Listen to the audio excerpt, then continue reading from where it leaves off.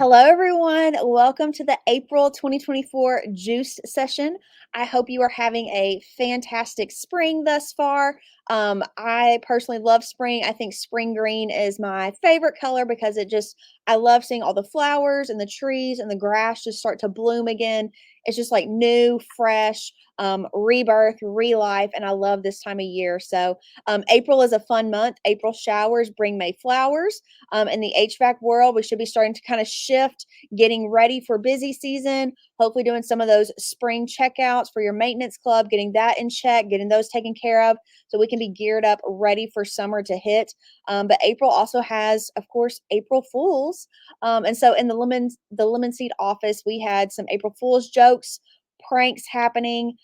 Some people got, if you will. We got them with the prank, and me myself, I got about our operations manager. But April Fools can just be a fun time to interact with your coworkers, kind of shake up the norm from things that you normally, the everyday happenings and wherewithals, if you will. And so April is just a fun time. If you've been a juicer for a while, or maybe this is your first time, you will hear us talk about the three-legged stool of marketing, or three different buckets of marketing, however you want to look at that. But I like to kind of think of it as a three-legged stool. And that three-legged stool is made up of, when you're developing your marketing plan, how can I be memorable? How can I be discoverable? And how can I be fosterable? How can I be fostering my existing customers? And so, what I mean by that is to have a balanced marketing approach. All three of those legs of that stool need to be in check. They need to be balanced, or otherwise, you're going to start to topple over a little bit. Okay. If one leg is lacking, or you're not paying enough attention to it, it will lean, and then your whole marketing plan can start to lean and topple over. It's not going to have a solid foundation, if you will, um, if you're not paying attention to those things. And so when I say being memorable, discoverable, and fosterable, memorableness is your branding. Okay. How are you portraying your brand into the marketplace? How is it sticking with people? How are they remembering you? Because, okay, if you're an HVAC contractor or a plumber, if they don't need you right now, they just don't need you, okay? Like, if I'm not having an emergency, if my system it ain't broken, it ain't smoking, okay? I'm not just calling you just for fun, okay? If I don't have a pipe just burst, or something is majorly overflowing, like, I'm not just calling plumbers for fun and be like, you know what? Let's spend some money on that today. It ain't happening, okay? I know that might hurt your feelings some, but like that's not happening. And so whenever we're a very time of need service. So we want to be the first one that is remembered during that time of need. So our brand has to be very memorable, very sticky. So when they do need us, we're the first one that they think of, and they're not thinking of our competitor, or they're not going just to the Google search, because then you got to pay to play to win. Okay. So how are we being memorable? How is our brand being experienced all throughout your community? Okay. So that's one part of it. Being discoverable. That's your call to action pieces. How can people actually discover you? Um, so what are you doing? What is your SEO strategy like? What is your PPC? How can people discover you when it is that time of need? And then the fosterable aspect. Okay. So how are you cultivating and nurturing your existing customer base? Okay. So yes, we need new customers to come in. We need to take care of them. We need that for those big high ticket items, those new system installs, things like that. But we can't sleep on our existing customer base. Okay. So, to have a healthy and balanced approach, we have to be giving some time and attention to each of those three aspects: the memorable, the fosterable, and the discoverable. Okay. And ultimately, your memorability is your branding. Okay. And so, we're going to spend a lot of time today talking about your branding, talking about how can you be memorable and the importance of it. Okay. I know everyone here on this call has a brand. Okay. You have a brand, you have a logo, you have a company name, you have some type of culture, but I want to challenge you in a few different ways. Are you the one that is defining it? And are you being super intentional to make sure that it is portraying the message that you want portrayed, and that it very accurately represents your company? Or is it just kind of haphazardly, I don't know, that it is what it is what it's always been, and like, I don't know what people think about it. I know what I think about it, but like, I don't know how it's perceived in the marketplace. And so I'm going to walk through a few different pictures with you guys and a few different kind of scenarios with you, just to kind of get your brain thinking. And then we're going to dive into a lot more of the importance of your brand, the importance of consistency, having a really developed and well built out brand guide and style guide, and then other ways that you might not normally be thinking about what is considered part of your brand. And so we're going to dive into that a lot. So I've got a fun little picture here. Okay. Look at this popcorn. Which one, the left or the right, do you think is probably more flavorful? Or maybe like more of a higher end product, like more of a specialty popcorn item. Okay. You're gonna say the one on the left. All right. You're not choosing the one on the right. Let's look at this next one. These two different shampoos here. Which one do I think is probably going to protect my hair more now that I've got my hair colored and treated, and I need a nice. You've seen the TikTok trend of your hair is probably wavy. Like, which shampoo do I think is probably going to take care of my hair better? The one on the left. Okay. Um, what about these two different paint cans? Like, which one do I think is going to cover my wall fastest, best, in fewer amounts of coats? Probably the one on the right. Okay. Like, I just feel like that one is a better quality product. Um, what about these coffees right here? Which one do I think is probably like more of a bold flavor? Probably more high end, probably has more of a unique flavor, is a better product to begin with. I'm probably gonna say the one on the right. Okay. So I'm sure, and maybe not. Okay, maybe you're back there sitting behind your computer screen is like, nah, the one on the left. Okay, maybe you disagree with me on this. But I've done this presentation a few times with lots of different people in the room. And without a doubt, everyone can kind of always come to the same conclusion.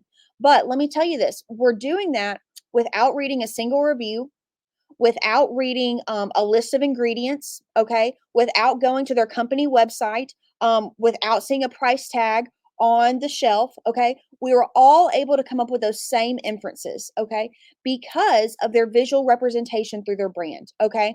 I can already guess which one I think is a higher end product. I can already guess which one I think is going to um, provide and produce better results than the other one. I can already suggest, make inferences as to which one is going to be better tasting, all from how it is visually appearing and how it is presented to a consumer. Okay. And you were probably able to pick up on all or most, if not all, of those same inferences that I just explained there. And so you can be saying, okay, great. Well, like, but I'm not selling shampoo or I'm not selling coffee. Okay. But what you are selling is your service vehicle and your brand. Okay. So like which one of which first of all, we're talking about being memorable. Which one on here do I think is going to gain more eyes, to catch the attention, to turn heads a little bit more? The one on the left or the one on the right? Obviously the one on the right. When I see that van driving around, I'm gonna be like, what is that? Okay. And after I start to see it a few times, I'm be like, the innovative air solutions. Man, I see those guys everywhere. Okay. All of a sudden, I've noticed this bright teal and this vivid red van driving around. I notice it all of a sudden so much more than that plain white van with some little decal lettering there on the side. Okay. So being memorable, I'm already a step ahead with that one on the right. Okay. Now, look at these two vans. Which one do I think is going to be more innovative? Okay. Which one is going to have today's technology to provide me innovative, modern solutions? Are they going to be outdated? Am I being some old system that, like, or like not the most efficient, doesn't have like Wi-Fi thermostats, things like that? Which one do I think is going to provide me a more innovative product? The one on the right. Okay. What about who do I think is going to be a friendlier company knocking on my door? Okay. Nobody wants to call a heating and air conditioning company. Okay. It's already an awkward situation. Okay. Something is broken. It's probably going to be a woman that's going to call and make the appointment. That's probably going to meet your technician there at the house. Okay. She's probably already stressed because this was not in her schedule of day to have to meet a technician at the home in the middle of the day. Like, I'm trying to pick up the kids and my house is a mess. And so, like, I wasn't planning on having people over. We know what that's like, having company over, if you will. So it's already an awkward situation. I don't know all the technical terminology and like I don't know what to tell the technician. Like all I know is it's just not working. Okay. It's just broken. I can't speak to speak. Who do I think is going to be more friendly and more approachable to me? Who do I think is going to treat me with like a little bit more grace and respect? Um, Obviously, I think the one on the right looks more friendly. It looks more approachable. It looks like I'm not going to be too intimidated to talk to these people, to walk through my problems and my solutions for my comfort. Okay. Look at these two. Which one do I think is more established? Who has been around a lot longer? Is their expertise going to reflect in that? Okay.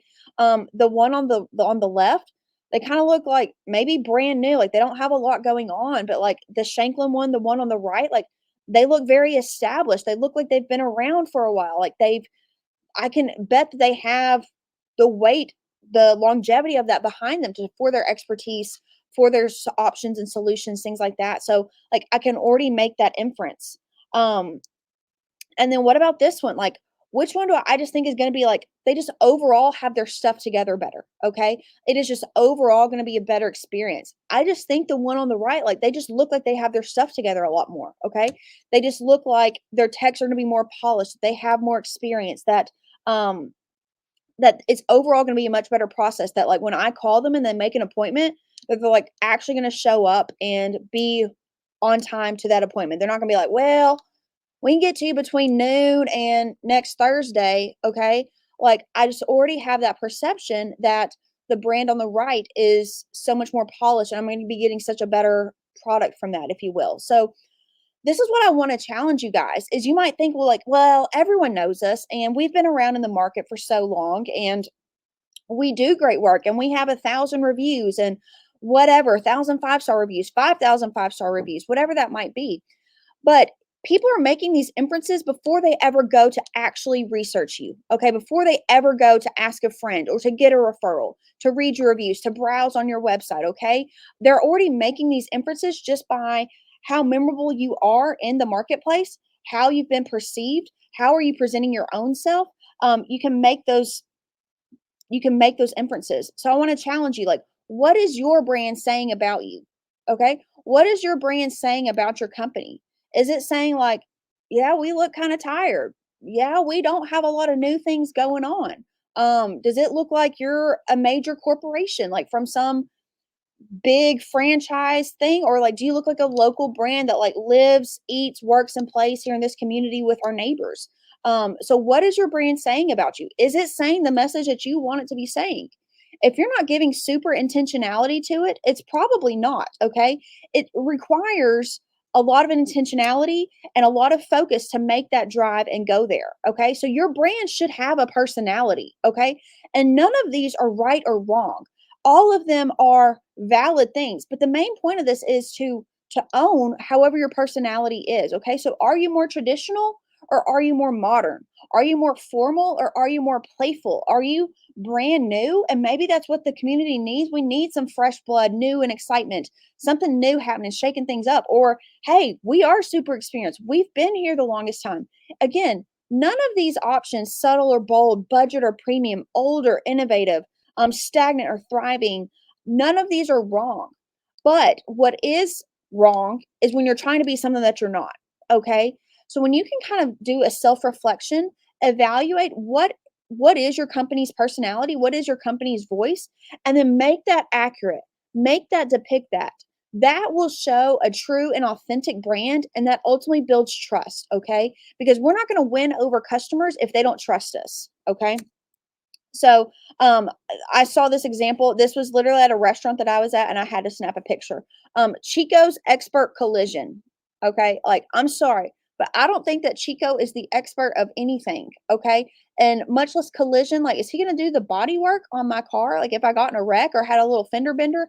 Absolutely not. Like, I do not, if he is trying to be the expert or the premier or anything, he is not portraying that to me. Okay.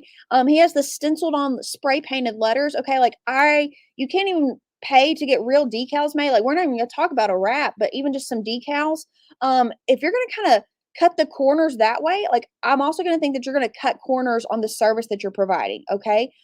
So again, maybe I'm sure no one on this call is this bad. Okay. But do you have some things that maybe aren't as top notch where it looks like you're cutting corners? Okay. Probably have maintenance club brochures. Are you printing them yourself in your office?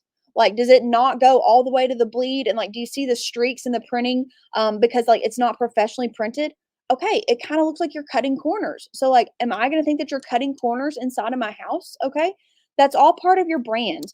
Um, and so inconsistent branding builds doubt, okay? You should be very consistent. So you might have the nicest wrap vehicle, you might have the best looking brand, but if it's always dirty, if your wrap is always dirty, or if a Coca-Cola Sonic cup always falls out of the van when your technician pulls up, or like they always have dirty uniforms, and I'm not talking like, hey, they look like they're just working, but like, yeah, they're showing up in like ripped off jean cut off shorts and like, you know, disgustingly brown sweaty hats where you can see the sweat rings, and like his shirt is still drenched. Like, okay, that is not super polished. Like, that is not what I think you're portraying other things. So like the inconsistent branding can build doubt. And so like what I mean by that, so like literally I had this thought happen in my pantry this week. Okay, somewhere, I don't know where, but we had this Cracker Barrel macaroni and cheese box in our pantry, and I was like, is this Cracker Barrel like the old country store Cracker Barrel where you walk through and you have to walk through the store to get like, and has all the southern fixins and things like that? I was like, is that the same Cracker Barrel? And I was like, legit had no clue, because it's not the same branding.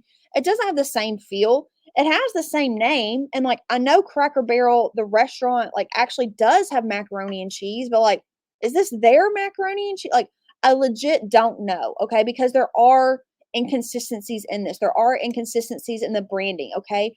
And so, unfortunately, I see this happen all the time for HVAC contractors, okay?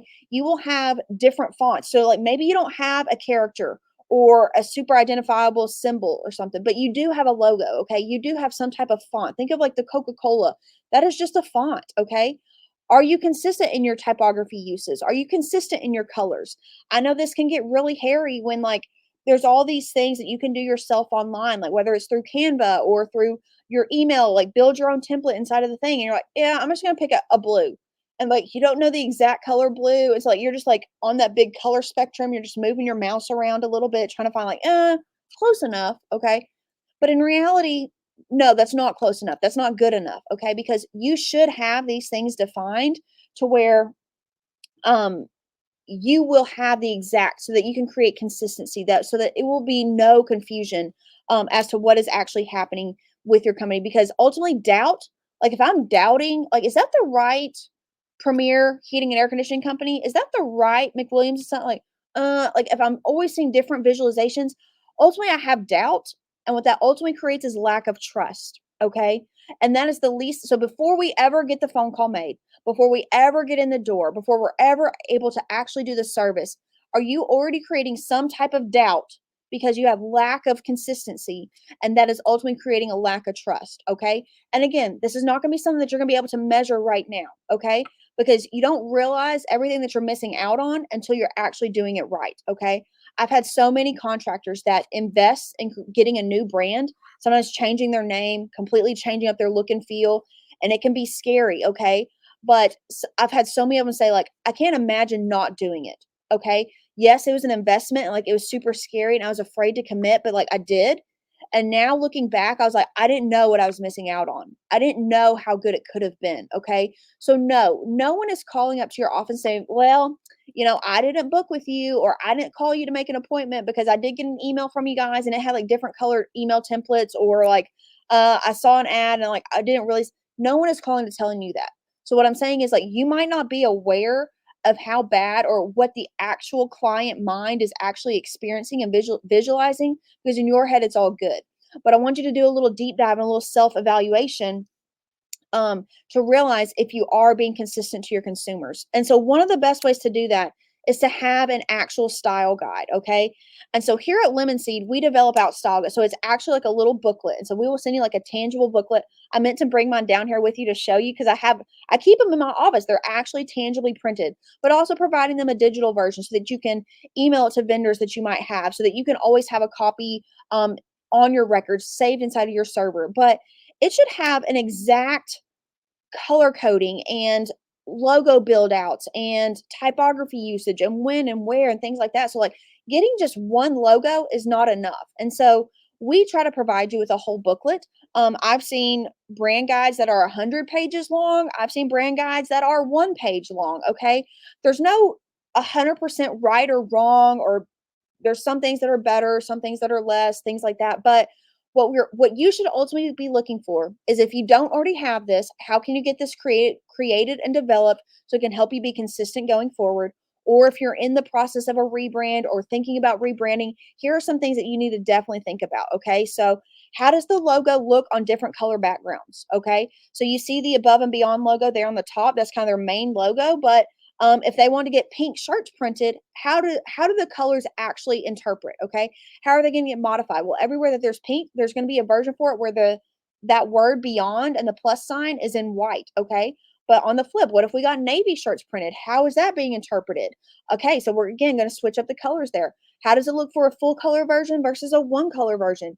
You need to have options already defined out for these different instances that you're going to have. Okay, because it's going to pop up. Okay, if you only have that one version up on the top, you're going to be limited. You're going to have a white box behind it on a color banner that you sponsored for the little league team, and like it will drive me up the wall seeing a white box around a logo on a colored back. I'm like, it just looks so unprofessional. It just looks so haphazardly, like not paying attention to the details. And you might say, like, it's not a big deal. It's just a school baseball field banner, okay? But in reality, it's subliminal messages that show like your quality of work, that shows the expectation of the level of service that you're going to be getting, okay? So like having different iterations of the logo is super important. And then like secondary logo. So this is their Sages Loyalty Club. This is their maintenance program, if you will. And so they have a dog that literally goes to their office every day named Sage. And you can see that Sage is pink to kind of match this branding, things like that. But it's also a very simplified, stylized dog. Okay. It very much matches their overall brand. I could have done a dog like this. Okay. Like all these dogs are still pink dogs. Okay. Like, and we could name them all Sage, but it doesn't stylistically match the overall scheme that I have here with like Sage's Loyalty Club. Like this very much feels like it is a part of the Above and Beyond branding.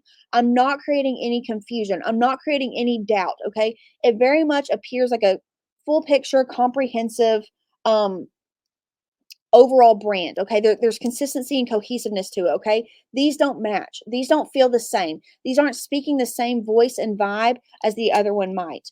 And then we also provide them all the other elements that they might need. So the little dots, what kind of different textures and patterns might they have?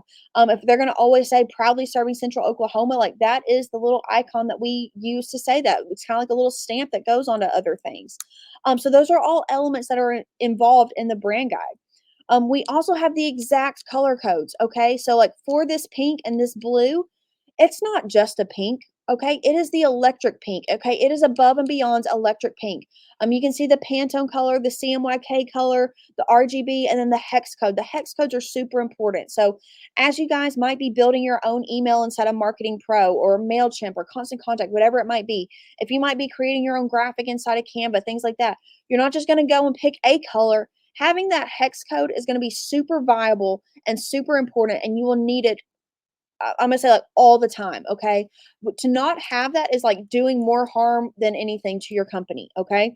And then you can see the secondary colors there we have listed out, those individual hex codes. So I can create, not everything has to be all the time solid pink or solid blue, but what are those little tiny elements that overall they're known as the pink Van Tex that do the job best, and like pink is their main color, but having those secondary colors to have little bit of assets to it is going to help your brand have a lot more life and buildability to it. Okay. Also knowing your typefaces. Okay. Super, super important. Okay. We're not just going to pick a font. Okay. We're going to have consistency from our social media graphics to our brochures to the lettering that's on the back of your uniform, that's on your van, that's on your website. It should all be cohesive and match. Okay. But it's not just enough to know what is the font. Okay. So you can see all the fonts that are listed over there. We have the SF Orson and we have Montserrat, and then we have the Voltage font, a little script font there. Okay, all of those are in your brand guide, but should you use all of them all the time? Well, no. Like, what are the appropriate iterations and instances that you should be using these on? So you can see the example there on the right. So, like, the script is used for special emphasis. The title, a large title, that's when we're going to use the SF Orson. But if we're going to do any type of like paragraph text or things like that, we're going to use Montserrat and kind of play around with the different weights of it. Is it super bold? Is it medium? Is it light? Whatever that is. different instances in using all caps versus mixed case versus all lowercase.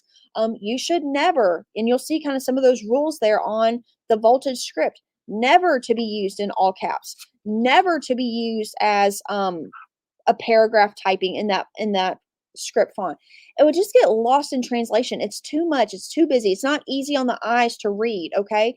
So there are different instances that just because it's in your brand guide doesn't mean that you should use it in all cases. Okay. There should be defined instances for it. Okay. You don't want to leave it open to interpretation for just who is going to be printing your stuff. Okay. You don't want to leave this open to interpretation for the screen printer. Okay. That he's going to invert things incorrectly. And I'm going to show you some more examples of that. Because ultimately, when you have this consistency, you can develop it across anything. So, from large billboards to your vehicle wraps to your community support, printing out a check, a big handoff check, to what you're naming your giveaway programs, to all your print collateral, things like that. When you have something that is memorable, that is disruptive, that is identifiable, it gives you so many more options to build your brand. So, when we talk about being memorable, so like here's a mass media campaign that we did for them. What color is your comfort? So everything on these billboards are toned pink. They had TV commercials where it's all like literally like color manipulated where like everything is pink. And we're saying like, what color is your comfort? And then we have the jingle that's on the back end of the commercial says the pink Vantex do the job best.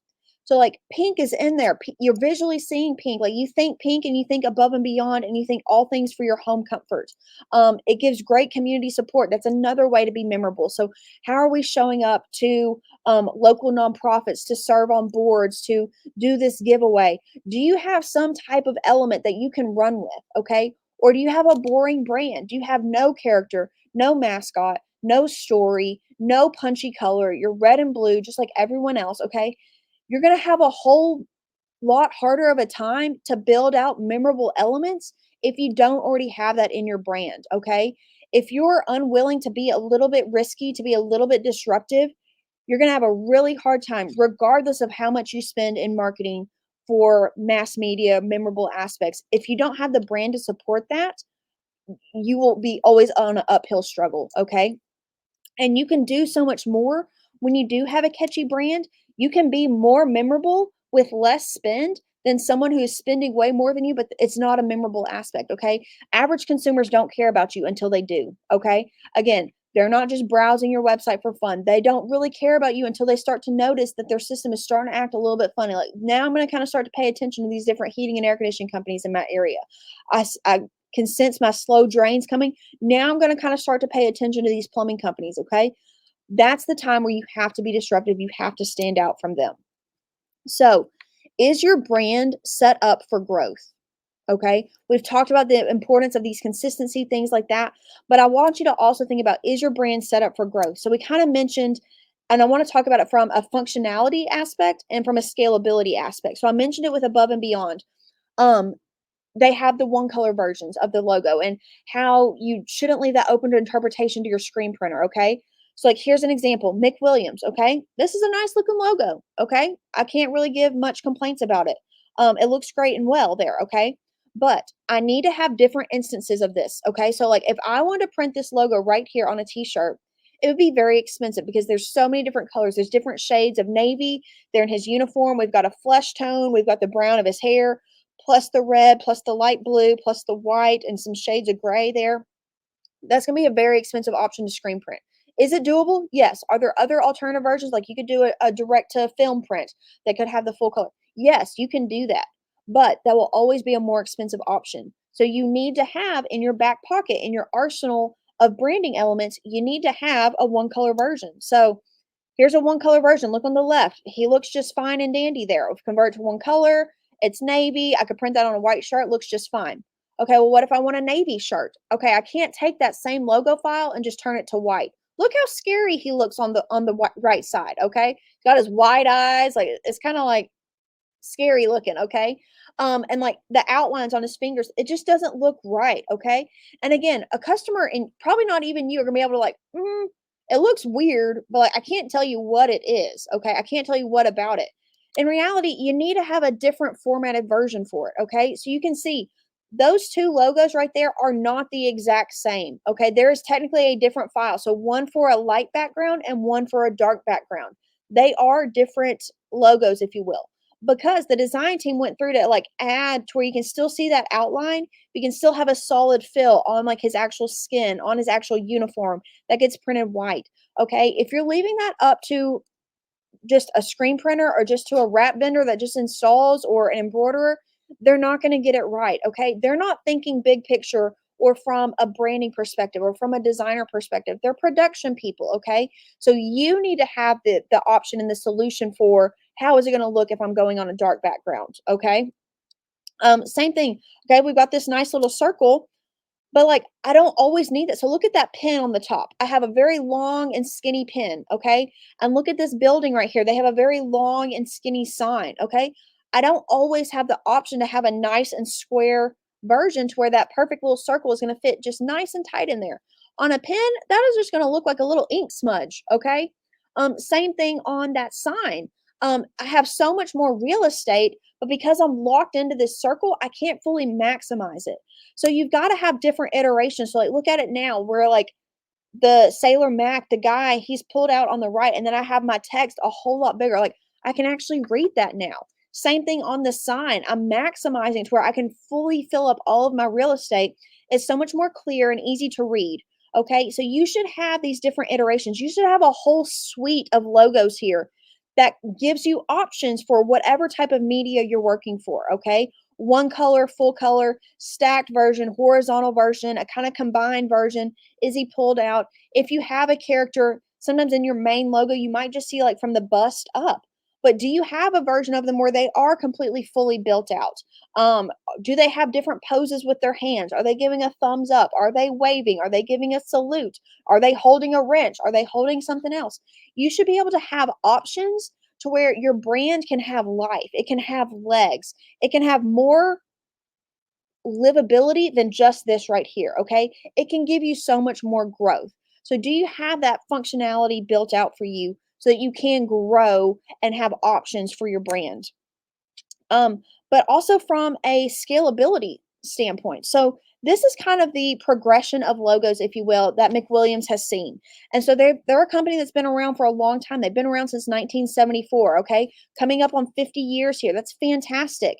But and you can kind of see the progression of the logo. So start off very plain, very simple. Then they got a little risky, okay? They added a sunshine and a little air whoosh, okay? We've seen that before here in the heating and air conditioning world.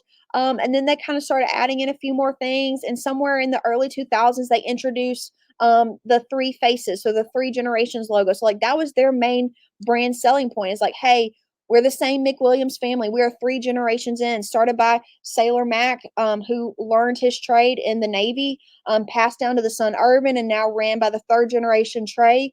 And so you'll see McWilliams. And then you'll see, like, as we kind of started to modernize it a little bit, that bottom row there in the middle, we took those same faces. That is what everyone had kind of started to know and seen a lot. And just kind of gave it in a little bit more modern of a layout. We changed the colors up just a little bit. So, like, embracing a little bit more of a navy. And so that kind of royal blue just gave it a little bit more polished of a look. And like their most recent versions, like now as they are scaling, as they are going more across just beyond East Texas, to where when you're in rural East Texas, and everyone literally knows the McWilliams family and like you know those people individually, like you might see them at the grocery store, at a restaurant. Well, now that they're growing and that they are scaling beyond this, they don't people don't know the actual McWilliams family, okay? They don't know Irvin and Trey and Mr. Mac, okay? So what they started to realize was people don't care about that as much. And then the and son was always confusing. Is it McWilliams' son, McWilliams and sons, multiple sons? No, it's McWilliam and son. Well, that was always a point of contention. That was always something that people were messing up. And so McWilliams decided to say, hey, we're just going to be McWilliams. Okay. And in local nomenclature, like, hey, yeah, you should call McWilliams about that. People were not naturally saying call McWilliams and son. Something about FedEx. Okay. They're were known as Federal Express, but by common speaking and language, people just shortened it to FedEx. Well, the company got smart enough to realize, like, hey, that's how people refer to us as. We should refer to ourselves as just FedEx. We're not going to be Federal Express anymore. We're going to be FedEx. Same thing with Coca Cola. Okay, they recognize Coke is a very common term. We're going to have Diet Coke. It's not Diet Coca-Cola, it's Diet Coke, Coke Zero. So you got to be able to be manipulatable with it. And so McWilliams has done a great job to where, like, hey, we're going to have our one character, Sailor Mac, who is the founder of our company. Mac, he served in the Navy. That's where he learned his trade of refrigeration and cooling. And then that's when he came. So there's a great story there, but it gets Trey, the current operator, it gets his face off of the brand. It makes it a more scalable thing. We can tell the story now of Sailor Mac. People can get to know Sailor Mac. We have a character mascot built out of Sailor Mac, and then we've adapted the name to be just McWilliams. Okay, so like, and you can kind of see here in the vehicle wraps, like they had this at one time, like a plain white van with very minimal letters. I mean, you can see how they've slowly grown and evolved. And so the bottom version right there is their current version. But you can kind of see the version right before it. So like you can make subtle little changes. You can change up some things to where you're still keeping the same essence of the brand without having to completely start over every single time. However, I don't want you to confuse consistency with refusal to change. So everything I've been talking about thus far is how you have to have that consistency. You have to have some things that carry out to where you're not going to create brand confusion and distrust ultimately. But don't fool yourself in thinking that, oh, I'm being consistent and I'm not changing anything, because start to become soon looking so outdated. You'll start to become irrelevant. Okay. So yes, you have to have consistency, but don't let that be an excuse to not change anything, okay? As you can see, McWilliams, a company that's been around for 50 something years, that is now multi-state and multiple figures with several different locations and stuff. If they can change and be willing to do it, then yes, you might could change and do some things as well too. So don't let that confuse you, okay? Don't hang your hat on, well, I'm being consistent, when ultimately people are passing you by because you're willing to stay so outdated and so irrelevant. But another way to stay consistent in your brand is in your language, okay? What type of wording are you using, okay? So I'm going to read you three different little scripts here, okay? And they're all going to tell similar stories, but they're done in different ways, but that very much represents that company, okay? So this is from Spirit Airlines, okay? So listen to me here, okay? Spirit Airlines, when they're talking about their snacks, they say your bear fare doesn't include refreshments, even water, because it costs money to stock them and gas to carry them. We have snacks and drinks for sale if you need a little something. Okay. So see how they're even saying M, like apostrophe EM, and a little something, like apostrophe in, like there's no G, something, it's something. Okay. It's a more casual approach. It's a little bit more tongue in cheek, if you will, but it represents Spirit. Okay. So look at this next one from American Airlines. Our meals are healthy, delicious, and customized to your travel. Menus vary depending on when and where you're traveling. Okay, like, I mean, they're saying like they're gonna give me a snack. Okay, Spirit ain't giving me a snack. They're not even giving me water. Okay, they're giving me a snack. They're not giving me too much details. It's gonna be healthy and delicious. And okay, yeah, we're kind of right there in the middle road. And then if you look at Emirates, so on board you can taste rich Bavarian pastries and savory treats, tucked into soft pretzels sprinkled with rock salt and dipped in duck schmaltz, all while sipping on a refreshing stein of Polymer Oktoberfest beer. Okay, all three of these airlines are telling me how we're going to get snacks. Okay. It's all the same. But do I already have a different perception of what my experience on that airline is going to be just in the language of how they're wording of the type of snacks and how they're going to give me snacks? Absolutely. Okay. I can I can already start to tell and develop my own inferences about what it is going to be like just by their language. Okay. I mentioned Spirit Airlines. Okay. Listen, I ain't flying Spirit. Okay. Um, it's not my personal preference, okay? But they are doing a few things right, okay? And I want to show you this. So, because I know a lot of people already like to know, like, but Spirit is an option. Like, if you just want to get from point A to point B and like probably not die, like Spirit is probably going to be a good choice for you, okay? Like, if you don't care about all the frills, you don't care about the snacks, like I just need to get from point A to point B, not die, and it be a low cost. Spirit does that. So, like, they own the fact that they are cheap with no extras. They are not trying to disguise themselves as to something they're not, okay? So they talk about their bare fare. There are no free things. There are no upgraded things. It literally says there, your ass and gas and a personal item is all you're going to get. Like there's no extras, but they own it, okay? Um And they also give that playful, whimsical aspect. So you can see kind of in their typography there that says Bear Fair. That's a little bit more kiddie of a font, if you will. So they're not trying to be like an Emirates. They're like, we are the best, the most classy, the most luxurious. No, they got a little, we're saying a little something here, okay? They're using that in their language. They're using that in their styling of the things that complement their logo, that complement their brand, okay? They're owning it, okay? Again, you can hate Spirit Airlines. I hate them too, okay? Bad experiences. But they are owning it. And that's my encouragement to you guys. Whatever it is, whatever your brand personality is, you can look at that chart there. There's nothing right or wrong. You just need to own it because there is a client and there is a demographic for what you have to offer. Okay. Some of y'all looking to be like Chico's expert collision. Okay. Y'all trying to be the expert and y'all aren't proving the expert thing there. Okay. So make sure whatever it is, just own it. Okay. Um, we're doing this for Innovative Air Solutions. So they've got this fun brand. They are in the Bayou version, the Bayou location of Texas and Southern Louisiana. So like they wanted to do a Pelican, and this baseball theme was very important to them. So like the owner personally loves baseball. He's a diehard fan of some particular teams, and so we kind of developed this because it's a story that relates to them, but it also gives us tons of buildable blocks, so many fun things that we can do around a baseball theme. So like their slogan is going to be like the all stars of comfort. Okay. And here I'm going to show you. So this is some wording that they have on their website. So, in the world of innovative air solutions, every customer is a part of our lineup, and we're ready to knock it out of the park for you. So, if you're looking for a crew that's more family than formal, more friendly than fancy, you found it. We're not just experts in HVAC, we're your home's biggest fans, ready to cheer you on to ultimate comfort. All Stars of Comfort, that's not just a tagline, it's a promise. Get ready for a home run experience with innovative air solutions where every single service is a hit and every day is a win. Welcome to our dugout. Let's play ball. Okay. So, this is just a little bit of information. Okay. They could say, hey, we're here to service your home. We're going to do a good job. We've got quality things and we're here to take care of you. Okay. Yes, they could say that. But they are taking their brand and they are incorporating some language to say, hey, our lineup, our home run, we're your biggest fan. We're going to cheer you on. Those are all wording and languages that they are owning that represents the personality of their company and their team members and what is a priority and important to them. And there's a demographic that really relates to that. Okay. And it's more memorable by saying it and wording it through this language and things like this than if I just said, hey, we're innovative. We're here to service your home. Okay. So many of you guys are missing out on these little memorable things. How much more memorable is it to me as a consumer reading that versus reading the other? Okay.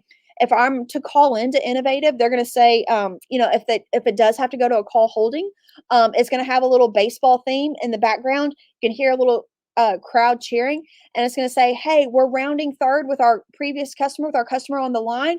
We're here to help hit a home run for you too. You're on deck." Okay, like tying in some of those wording. So again, that's way more memorable to me, and I'm willing to sit there a little bit longer than if I just called in and just heard hold music with an automated response of next in line, one caller ahead. Okay, you got to be thinking about these memorable aspects and how can you be relaying that. Okay, because ultimately, when you can be consistent through your visual appearance, through your training, through your language, through how your technicians, how your team evokes and presents themselves, when you have that consistency, you will develop trust. Okay.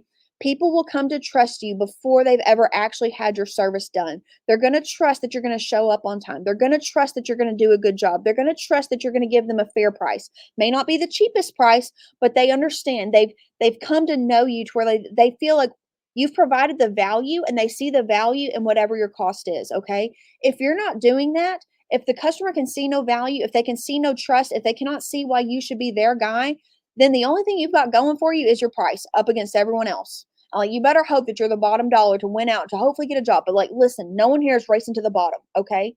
So spend some time in developing some branding, developing a memorable story, making sure that it's consistent so that you can build trust.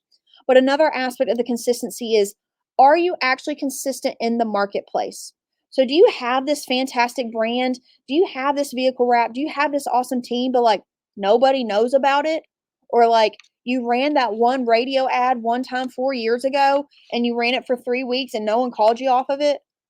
Well, okay, there's no consistency there in the marketplace. You have to be willing to kind of commit to a plan, give it some time to like give it legs, let it marinate, let it resonate with people so that people can remember it. Consistency and frequency is what's going to always win out and what is going to have ultimate memorability aspects to you. Okay. So you have to be thinking about um, where can my brand be experienced? Okay. Don't get so diluted and don't get so infrequent to where there isn't any actual consistency. So before you have TV commercials and radio commercials and billboards and community support and all this, to where like you barely just have like a little bit of spend in all of those, to where like it gets so diluted. I'd rather you own one tag, like, hey, we're going to own billboards. Like, you can't drive anywhere in this town and not see us. Or I'm going to own radio, like, you will hear us. If you commute, have any commute up to work or to school or anything that's longer than 2 minutes, you will hear us over time because we're going to be so consistent in that. I would rather you have consistency in one piece than having it so diluted across multiple. Okay. So don't get so diluted. Be thinking about, so we've been talking about the one leg. Okay. And if you stay tuned and listen to our other juice episodes, and for coming up, we'll dive into more of each other legs and stuff, but we've been diving in a lot of these memorable aspects here. So everything leading up to this is memorable, and there's so many different places where you can be memorable. So is it billboards, is it vehicle wraps, is it jingles, is it direct mail, is it community support? So like if you are thinking of a map of your city and where your customers are, where can they experience your brand? Okay. And how consistent are you in that tactic? Okay. You need to pick something so that you can own it, so that you can create consistency. There's so many different avenues and venues and ways to do it. But you've got to be consistent with it and pick it and own it. So billboards, um, own it. Okay. I said you should be able to drive anywhere without seeing our billboards. Okay. If you're living in a metro area, I want to tell you guys, the billboard company is gonna present you a list of billboard options. They're gonna show you how many impressions there are there, okay? Don't be fooled by the ones right off the interstate, okay? Um, yes, it's probably gonna have the most impressions, but why would we not pick the one right off the interstate? Because probably most of those people are transient, okay? They don't actually live there. They aren't actually your consumer because they live 45 miles away. Maybe they are, okay? But where we're more focused on, I'd rather have fewer impressions, but right by the town grocery store or right by the local high school or right by the Costco, okay? Where people that live in that area, they go there, they experience it there. I know they live there because it's close by, okay? I'd rather you have a fewer impression billboard than one right off the interstate, but it's more focused towards your actual customers, okay? And then don't have one, okay? At least have three or four to where they can be experiences in different parts of your community, your neighborhood. Be very specific in that. Okay, you also want to be thinking about, I want it on the right hand side of the road because that's much easier for me to see and read than it is on the left hand side of the road. And then be looking about, is it lit up at night? Okay, those are all crucial things to think about. Are there trees? Is it so overgrown? Actually go by and drive by there, because the picture that they sent to you of where it is may not still look like that. Okay. This little tree that was just a little sprig there in the picture is now a full blown tree, and like they need to trim those hedges, or I'm not buying that board. Okay. You need to be thinking about that. But change up your messaging on the different boards. It shouldn't be an exact duplicate, exact same board on every single all four billboards. Yes, keep it the same brand and colors and similarities, but you can create a campaign. Make it a little bit different and clever to where maybe you're playing off of a hat. So like service at the drop of the hat, and hats off to our amazing service or our experience, whatever that might be. So we're going to play off this different hat. So instead of me saying the same thing four different times, how can I play off that hat? How can I spin it off in a few different ways, and make it more memorable? Okay. I will experience it in different ways. So billboards is one way to do that. Also your wrapped vehicles. Okay. We spend a ton of time looking at those different options. Okay. Do you look like you cut corners? Do you look like you do not have relevant options for me as a consumer? Do you look just dirty? Okay, like does it look like your technician went mud hogging this weekend and never cleaned it off, and then he shows up and trash falls out of his truck and like it's leaking oil in my driveway? Like, no. Okay, your vehicles are an extension of your brand. Okay, and are you maximizing it? Okay, have you cluttered up your wraps? Like, yes, maybe you have a wrap, not just decals and not spray painted Chico's expert decals. Okay, you have an actual wrap. But have you cluttered it up so much with your list of services, your bullet points, service, sales, installation, boilers, furnaces, all the things that you do? No, okay? Licensed and insured, bonded, Visa, MasterCard. No, okay? Again, I'm trying to be memorable, not a sales tactic, okay? I'm trying to, how can I clearly portray my brand, my logo, my character, maybe a website, maybe not. I don't need a phone number, okay? Who is calling your phone number from, like, I'm gonna pull up right next to you and like, I need, you know what? I need to book that right now. And you just so happen to be driving right beside me and I can get my phone out safely and I can dial the phone number and do, no, it's not happening. And I know you get so desperate, like, but they gotta call me. If I'm gonna spend this much money, if I'm gonna spend $3,000, $4,000 on a wrap, like they gotta be able to call me. Like I gotta have, it's not designed to do that. Okay. How can you be memorable? How can you just be seen and known and experienced and people can actually experience it? They don't have so much noise and pollution of all the other things that you could offer on there to allow them to actually do that. So be thinking about that with your wrap vehicles. Radio jingles are so fun and such a way that you can really use some of that language that we talked about. Have a fun little tone that you can reuse. It doesn't have to just be on regular radio, okay? It can be on digital radio like iHeartRadio, Spotify, Pandora. It can be on commercials, traditional TV commercials, or even like OTT, YouTube commercials, things like that. You can use a radio jingle in so many different areas. Use it as your call holding music, okay? When people call into your office, they should be hearing that tune. It just makes them more environmentally familiar with your company where they say, like, man, I see you guys everywhere. Or you guys are everywhere. Like, where did y'all come from? Okay. You've got that consistency and that it is everywhere to where they can't help but experience. They can't help but know you. Okay. Um, Radio jingles are relatively inexpensive, but can have so much shelf life and can be applied to so many different aspects in so many different ways, if you will.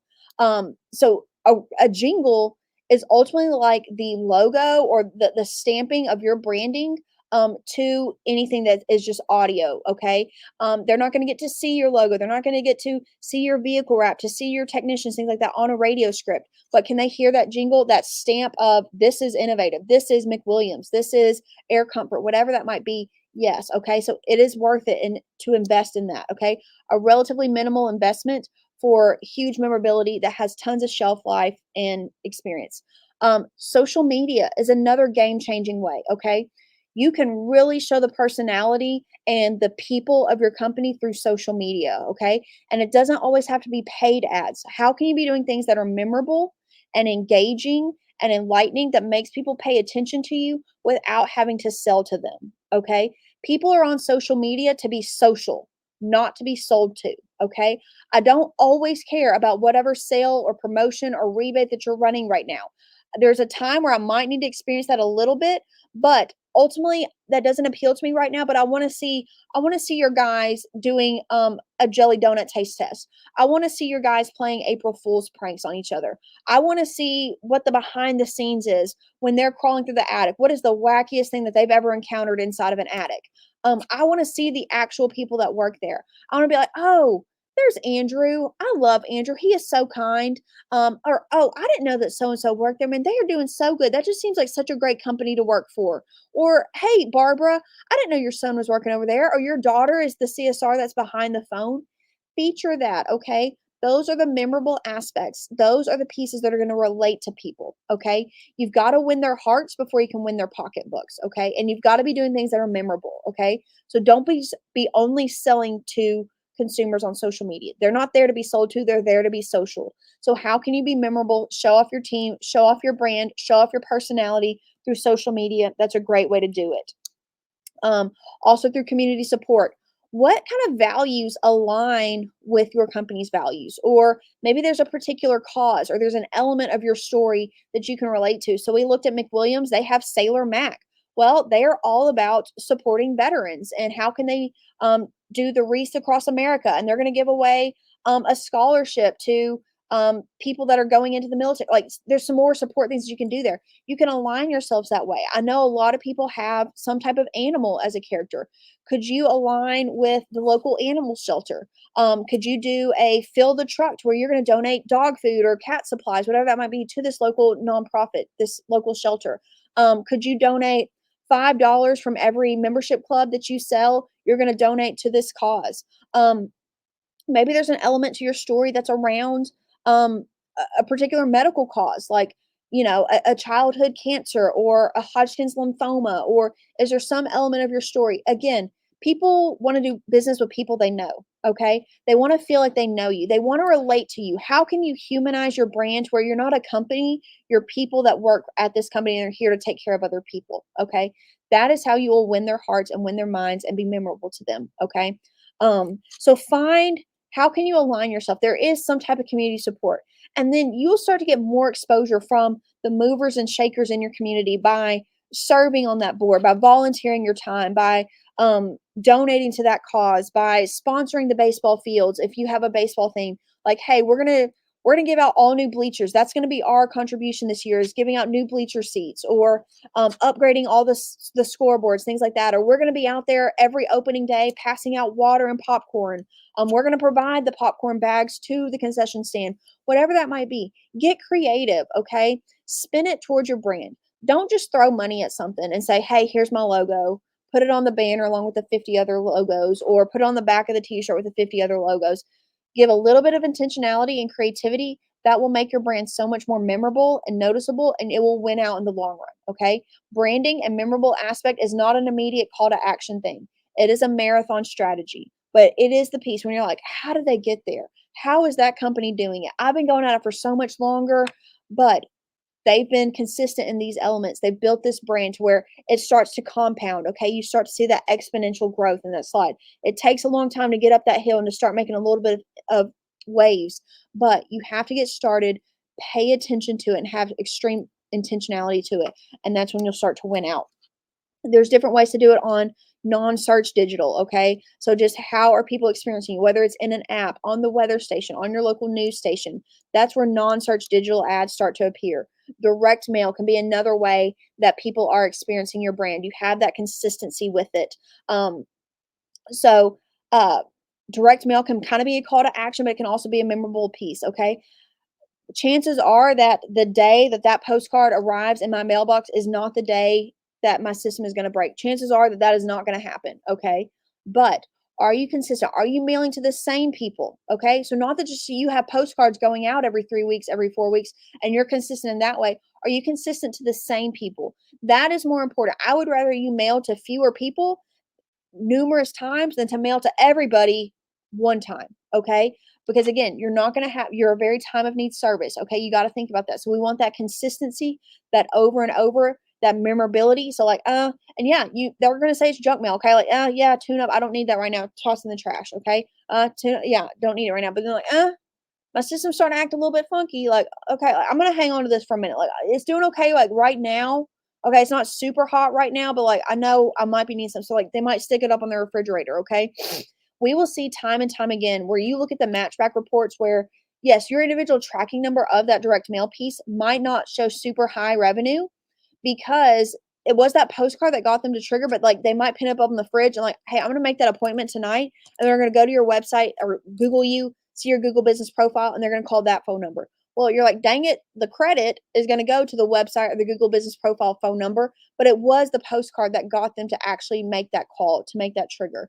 And so having that memorable aspect, having that consistent touch point is gonna help them to where you will actually see performance from these pieces. Okay. You got to commit to some things. So I know I spent a lot of time talking about the brand, and because ultimately it is the foundation of your marketing. Okay. You cannot have exponential marketing performance without that solid foundation. Okay. And if your brand is boring, if there is no story to your brand, if there is nothing disruptive, you are going to have such a harder time to make something memorable. Okay. I want to really encourage you. It's not fun to think about these things or to do a self evaluation. Okay. But think like the mind of a consumer. Get in the client's mind. Remove yourself and remove all your loyalties and your how well you know it. Okay. And think about how does a consumer do it. Okay. When you can start to do that, when you can pay attention to your memorable aspect and to the branding, you will build that solid foundation for your marketing so that you can perform so much better year after year and see growth after growth. Okay. So thank you for joining me for another episode of Juiced. I hope you got some things from it, be thinking about your memorable, your discoverable, and your fosterable aspects. We'll be touching on this almost every single episode of Juice, along with more real time information. Every session is a little bit different. So if this session wasn't for you, I'm sorry, but hang on for the next one because the next one you're going to love as well. And then you'll see us on rotation a lot. So we've got tons of great content. We hope you stick around. Share this with a friend. Share this in your local advisory board groups, with your mixed groups. Share this with because you all got friends in the industry too. So we hope this can provide some real value to you, but also to your friends as well. So our next juice session is going to be May 10th at 10 a.m. Central Standard Time. As always, you will get this recording so you can go back and watch it at a later time if you can't make it live. But we'll be emailing you out all the details. Thank you for spending an hour of your time here with me. I really hope you got some value from it, and we'll see you next time. Bye, juicers.